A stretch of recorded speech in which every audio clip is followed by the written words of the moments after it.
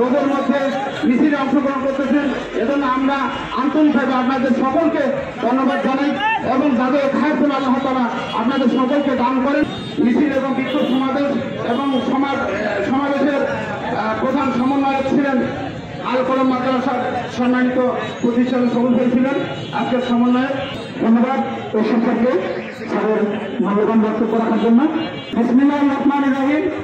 সম্মানিত উপস্থিতি, আপনারা জানেন যে গত জানুয়ারিতে আমেরিকার প্রেসিডেন্ট ডোনাল্ড ট্রাম্প ক্ষমতা আসার আগে তার নির্বাচনী প্রচারণার সময় ফিলিস্তিন এবং ইসরায়েলের যুদ্ধ বন্ধ করার একটা কমিটমেন্ট দিয়েছিলেন, সেই সাথে যুদ্ধবিরতির একটা ঘোষণা দিয়েছিলেন। কিন্তু গত মাসে ফিলিস্তিনিদের বিরুদ্ধে যুদ্ধ শুরু করার জন্য তিনি ইসরায়েলকে একটা গ্রিন সিগন্যাল পাঠান এবং যুদ্ধবিরতি যে চুক্তিটা ছিল সেই চুক্তিটা বাতিল করায়। এই চুক্তি বাতিল হওয়ার পরে সম্পূর্ণ আমেরিকার মদদে ইসরায়েলি সরকারের ফিলিস্তিনিতে গণহত্যা চালানোর ফলে গাজায় 20টির মতো প্রাণ ঘটতেছে। নবজাতক, শিশু, কিশোর, বৃদ্ধ নির্বিচারে মৃত্যুর ফলে ঢলে পড়তেছে। আহতদের চিকিৎসা প্রদানের যে সকল স্বাস্থ্যকর্মীরা এগিয়ে আসতেছে তাদেরকেও হত্যা করা হচ্ছে। শিশু সহ 1200 জনেরও বেশি ফিলিস্তিনিকে হত্যা করা হয়েছে। 2023 সালের অক্টোবরে গাজায় যুদ্ধ শুরু হওয়ার পর থেকে এখন পর্যন্ত 51,000 ফিলিস্তিনি নিহত হয়েছে। আমি ধিক্কার জানাই পশ্চিমা এই অসভ্যতার, আমি ধিক্কার জানাই আরব বিশ্বের ওই আলখেল্লাধারী, ওই জুব্বাধারী, ওই পাগড়িধারীদেরকে আমি ধিক্কার জানাই। মুসলিম নামধারী রাষ্ট্রনায়ক নামক কাপুরুষদের যারা এখন পর্যন্ত ফিলিস্তিনের পক্ষে কোন গঠনমূলক ভূমিকা রাখতে পারে নাই। সুতরাং মহান আল্লাহ প্রদত্ত আমাদের যে সকল শক্তি সামর্থ্য আছে এবং আর্থিক যে সামর্থ্য আছে সবকিছু নিয়ে আমাদের এই ফিলিস্তিনের নিপীড়িত জাতির পাশে আমাদেরকে দাঁড়াইতে হবে। তাদের পাশে দাঁড়ানো আমাদের মুসলিম উম্মার একটা গুরুত্বপূর্ণ দায়িত্ব। কারণ এই ফিলিস্তিন দীর্ঘ 17 মাস যাবত এমন একটা পাশবিক শত্রুদের সাথে মোকাবেলা করতেছে যাদের নেই কোনো নীতিনৈতিকতা, যাদের নেই কোনো হিউম্যানিটি, যাদের নেই কোনো নবী রাসূলদের সুশিক্ষার কোনো গুরুত্ব। ইসরায়েল কোন স্বীকৃত রাষ্ট্র নয়, ইসরায়েল একটা অস্বীকৃত, একটা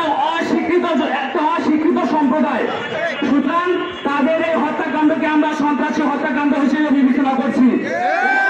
জাতিসংঘের কাছে আমরা ইসরায়েলের বিচার দাবি করছি। সেই সাথে আমি বাংলাদেশ সরকারের প্রতি উদাত্ত আহ্বান জানাই, যে সকল পণ্য বাংলাদেশে ইম্পোর্ট হয়, ইসরায়েলি যে সকল পণ্য, সে সকল পণ্য সহ সারা বাংলাদেশে অবিলম্বে ইসরায়েলি পণ্য নিষিদ্ধ ঘোষণা করতে হবে। ধন্যবাদ।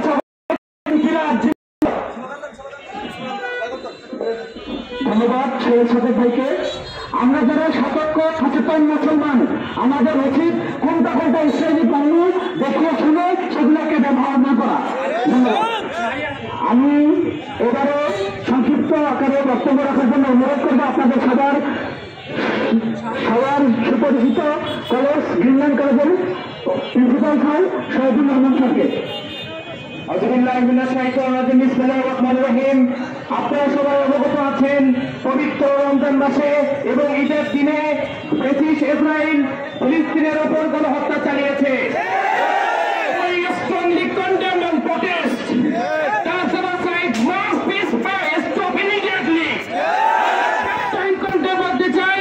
যেভাবে পতন হয়েছে ফেরাউনের, যেভাবে পতন হয়েছে নমরুদের, যেভাবে পতন হয়েছে ফ্যাসিস্ট হাসিনার, যেভাবে পতন হয়েছে,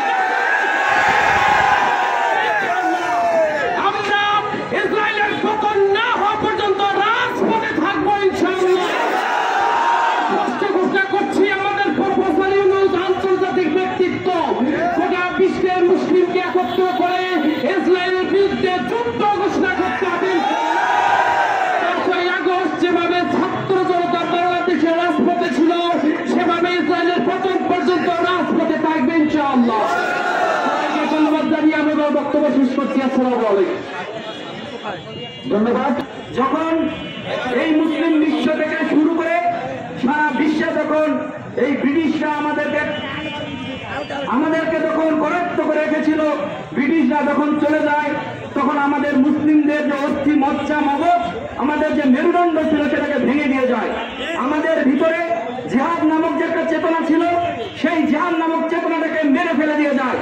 এর পরবর্তীতে যখন বাংলাদেশ নামক রাষ্ট্র তৈরি হয়ে যায়, এই বাংলাদেশ নামক রাষ্ট্রেও আমরা মুসলমানেরা, মুসলিম সম্প্রদায়েরা এই জিহাদ শব্দটাকে উচ্চারণ করতে ভয় পেতাম। দীর্ঘ 16-17 বছর ধরে আমরা কখনোই জিহাদ শব্দটাকে উচ্চারণ করতে পারিনি। যখন এই জিহাদ শব্দ উচ্চারণ করেছি, যখন কোরআন এবং সুন্নাহ থেকে জিহাদের কথা বলা হয়েছে, তখনই আমাদেরকে বিভিন্ন নামে নামকরণ করে বিভিন্ন জঙ্গি সংগঠন বলে আমাদেরকে সেই অন্ধকার কারাগারে প্রবেশ করানো হয়েছে। আমাদের এই জিহাদ নামক যে চেতনাটা ছিল, সেটা ফিরিয়ে আনতে হবে।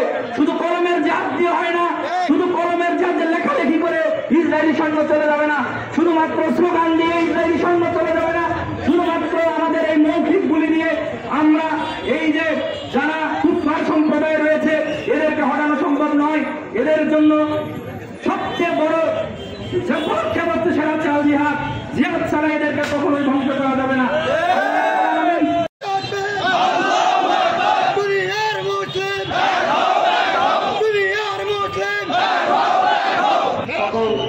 ভাইদেরকে আমার পক্ষ থেকে আসসালামু আলাইকুম।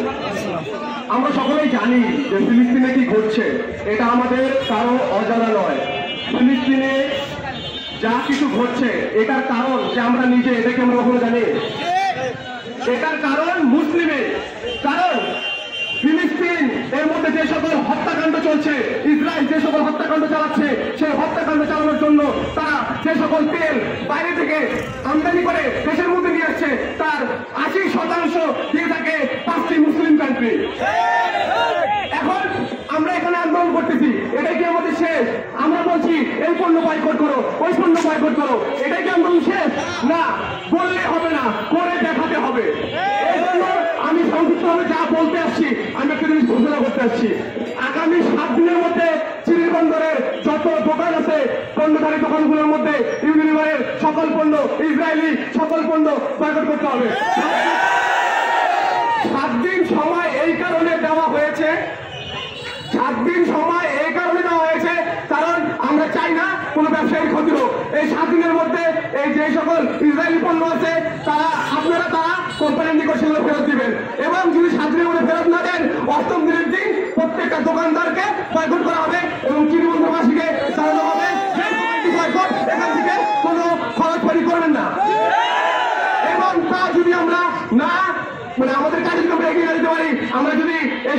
দেখি যে দোকানে বিক্রি হচ্ছে, তাহলে আমরা অ্যাটাক করবো ডিলারের গাড়িগুলোর উপরে। ইসরায়েলি পণ্যধারী প্রত্যেকটা গাড়িকে আমরা আটক করবো। আমরা এই পাশে রানীগঞ্জ রোডে ইসরায়েলি গাড়ি আটক করবো, এই পাশে আমবাড়ি রোড ইসরায়েলি গাড়ি আটক করবো। গোটা উত্তরবঙ্গে ইসরায়েলি পণ্য বাকি হয়ে যাবে। আমাদের না লাগলে তারা দিতে পারবে না, তারা না দিলে সেখান থেকে অর্থ উপার্জন করতে পারবে না এবং আমার ভাইয়ের মুখের মতো গুলি চালাইতে পারবে না। এই বিষয়টি আপনারা সকলেই আপনাদের ধ্যানে রাখবেন, মাথায় রাখবেন এবং এর জন্য যে টিম গঠন করা হয়েছে, টিমের সদস্যরা আমাদের আজকে থেকে 8ম দিন আমাদের কার্যক্রম পুরোপুরিভাবে শুরু হবে। সকলকে আসসালামু আলাইকুম। আমাদের ফিলিস্তিনের ভাই বোনদের অবস্থা, এটা হঠাৎ করে কোনো অবস্থা নয়, এটা হলো ইউপিপি সংসদের প্রাপ্তদের একটা পরিকল্পিত একটা কাজ। এবং আমি আপনাদেরকে বলতে চাই, সেটা হচ্ছে আমরা যেটা বারবার বলতেছি যে ইসরায়েল রাষ্ট্র, ইসরায়েল রাষ্ট্র। আসলে কি ইসরায়েল রাষ্ট্র? ইসরায়েল হলো বহিরাগত, ইসরায়েল হলো ভারতীয়, ভারতীয় বাড়ির মালিকের বিরুদ্ধে এরা অত্যাচার করতেছে। এদেরকে এদের কোন আশ্রয় ছিল না, জায়গা ছিল না, এই মুসলমানের সাথে জায়গা দিয়েছে, মুসলমানদের হত্যা করতেছে। অথবা আসুন আমরা সারা পৃথিবীর মুসলমানরা আবারও যদি আমরা ইমানের কোনো বলিয়ান হই, আমারও যদি আমরা সৎ আমলকারী হই, আজও আমরা এই পৃথিবীর সাধন পাবো। আপনাদেরকে দিক নির্দেশনা দিয়ে যাই, আপনাদের বাড়িতে সবাই কোরআন আছে, পবিত্র কোরআনের সূরা করে সঞ্চালন আবার আপনারা ফিরে দেখবেন। এই আয়াতে আল্লাহ তাআলা এখান থেকে মুক্ত হওয়ার দুটা পথ দেখিয়ে দিয়েছেন। একটা হলো আমাদেরকে ঈমান আনতে হবে, আল্লাহ তাআলা পূজা করতে হবে, আর হলো সৎ আমল করতে হবে। আল্লাহ বলছেন এই দুটা কাজই তোমরা করতে পারো, আমি আবার তোমাদেরকে এই জমিনের তোমাদেরকে আবার বাদশাহী দিয়ে দেবো। অথবা আসুন আমরা স্লোগান দেবো, মিছিল দেবো, পাশাপাশি আমাদেরকে ইমানের উপরে অভিযান হতে হবে, সৎ আমল করতে হবে।